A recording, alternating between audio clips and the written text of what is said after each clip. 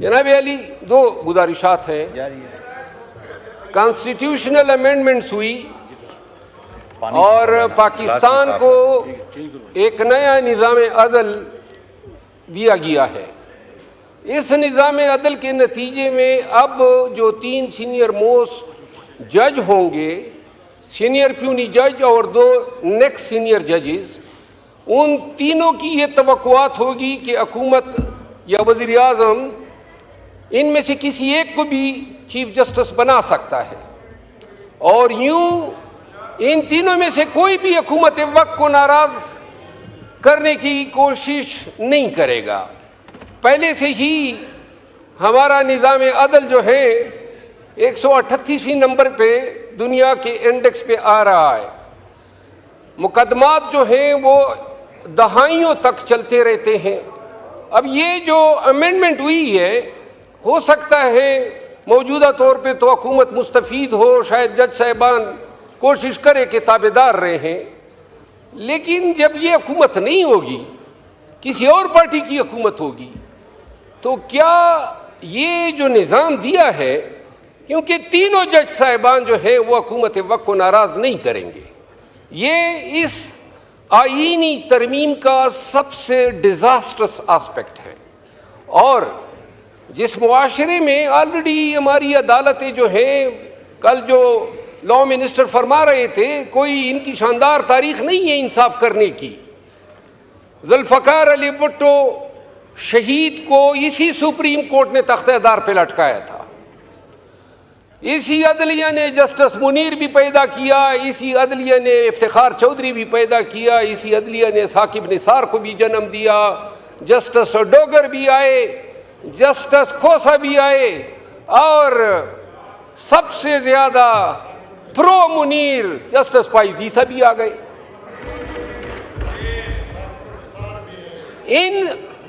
इस निज़ाम अदल की होती हुई जो पहले से था, कोई मायनाज नहीं था। मैं 32 साल मेरे हो गए इस पेशे से वाबस्ता। इस पे खुश होते हैं जज साहिबान के हमें अदालतों में माई लॉर्ड पुकारा करो। अंग्रेजों के दौर में लॉर्ड्स हुआ करते थे और वो जज हुआ करते थे, तो उनको हम माई लॉर्ड्स कहते थे कि खानदानी शजरे उनके लॉर्ड से मिलते थे। यहाँ पे तो अब जिस तरीके से इफ्तिखार चौधरी ने भर्तियों का सिलसिला शुरू किया और जो जज साहिबान एलिवेट हो गए, और अब जो सुपीरियर जुडिशरी पे जो अदलिया बैठी हुई है, वो उस समेत बंदियाल भी समेत, वो भी कोई इतना मायनाज जज नहीं था, उसने भी दड़न तख्ता किया था। ये देखिए, कोई आपका, कोई हमारा, कोई हम पे मेहरबान, कोई आप पे मेहरबान। हमें मेहरबान जज चाहिए ही नहीं, आज़ाद जज, बल्कि आज़ाद से भी ज्यादा जिम्मेदार जज चाहिए जो इंसाफ कर सके। साकिब निसार आया था, उस वक्त भी हम कहते थे 1 किलो ना बना हुआ था, डैम बना रहा था। बदबख्त डैम के साथ तुम्हारा क्या काम है? फिर आप ये देखें, फाइज ईसा के बंदियाल आया 12 बजे, उसने अदालत भी खोली और फिर वही बंदियाल साहब थे। सुप्रीम कोर्ट ने तारीख में पहली दफा फैसला दिया और जब हुकूमत ने आंखी दिखाई तो उस फैसले पे कोई अमल दरामद नहीं हुआ। इससे पाकिस्तान में कानून की हुक्मरानी की बेखनी हुई। जनाब अली, गुजारिश ये है कि ये जो बिलावल भुट्टो जरदारी साहब काजी फाइज़ ईसा को जो खराज तहसीन पेश कर रहे थे, जो डोंगरे बरसा रहे थे, ये वही काजी फाइज़ ईसा हैं जिसने पाकिस्तान की सबसे बड़ी पार्टी को बेनिशान किया। ये वही काजी फाइज़ ईसा है जिसने एन अमेंडमेंट से पहले रिव्यू 2 दिनों में फिक्स करके जमीर फरोशी के लिए रास्ता हमवार किया और फिर हमारे एमएनएज वहां से बरामद हो गए। और वो एमएनएज, अब वो एमएनएज जो थे, हमारे पहले कोलीग थे, वहां पे गए। यहां हमारे अरब दोस्त भी मौजूद हैं, लेकिन उनको अरबों रुपए मिले थे। नहीं यार, यानी कि पीर मियां नवाज शरीफ की शक्ल उनको पसंद थी।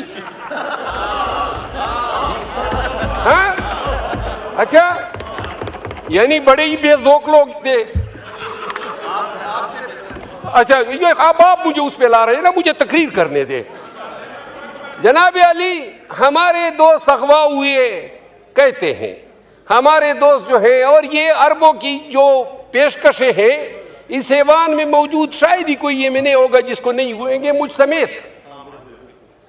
हमें पेशकशें हुई, आए ज़मीर बेचें, और वो अमेंडमेंट होती है कि अगर वो 5 लोग ज़मीर न बेचते तो शायद ये अमेंडमेंट न होती। हमारे एमएनएस आपको वोट दे रहे हैं, फी सबीलिल्लाह दे रहे हैं, और बात हो रही थी कानून की हुक्मरानी की, जमहूरियत की बालादस्ती की, अदालतों की आज़ादी की। क्या ड्रामा है, यानी ज़मीर के मुताबिक है। आप किसने कहा? माशाअल्लाह। जनाब अली, पीर मियां नवाज शरीफ साहब ने मौके के हिसाब से अदलिया पे अपनी बड़ास भी निकाल दी, और वो तारीख साथ शेर कह दिया कि उन्होंने जो शेर कहा, जवाबी शेर तो मुझे आता है, लेकिन मेरे नून के दोस्तों की हया रखने की वजह से नहीं बोलता हूँ। नहीं,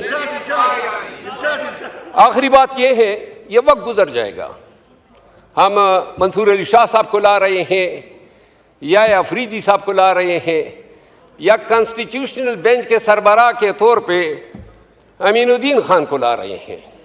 कोशिश यही है कि आइंदा के 3-4 सालों के लिए निज़ाम को इसी तरह रखा जाए ताकि ये असम्बली अपनी मियाद पूरी कर सके। ये वक्त गुजर जाएगा, लेकिन मुल्क को हमने एक ऐसे रास्ते पे गामजन कर दिया। मेरी दिली ख्वाहिश थी, एक दफ़ा जनाब के स्पीकर साहब को मैंने कहा भी था, मैंने कहा बेहतर होगा आप कोई गाना रखें और तमाम अपोजिशन और इन सब को बुलाएं। यहाँ पे खुदा की कसम इनके साथ हाथ मिलाते हुए डरते हैं, आप सबके साथ हाथ मिलाते हुए डरते हैं। मैं नहीं, सब डरते हैं। यानी जो निज़ाम चल गया है, न सलाम कर सकते हैं, न कलाम कर सकते हैं। वो ख्वाजा आसिफ साहब से एक दिन क्या सरेराह मुलाकात हो गई, मेरा दड़न तख्ता हो गया पार्टी से।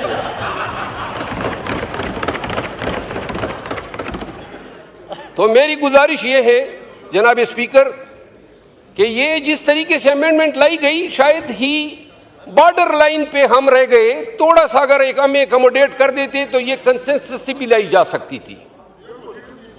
हाँ जी सर, मुझे तवज्जो आप सारी अपनी तरफ खींच रहे हैं।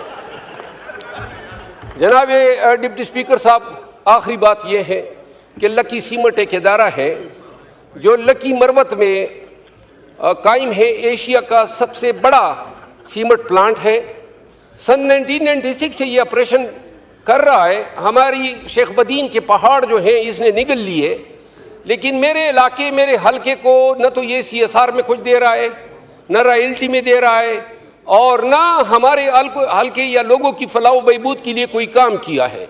मेरी इस्तदा ये है, जो मिनिस्टर है इंडस्ट्रीज़ के, उनसे इस्तदा है कि ज़रा ये मुलाहिदा कर ले। वाहिद ये शेल है, पेट्रोलियम इंडस्ट्रीज़ हैं, जितने एक्सकेवेशन होते हैं वो अपना किरदार अदा करते हैं। तो लकी मरवत के लिए जो लकी सीमेंट जो हमारे हकूक़ पे बैठी है, इस हवाले से अगर वो कोई आप मुलाकात का उनको कह दे, मैं अपने इलाके की डेलीगेशन ले जाके उनके सामने रख दूंगा।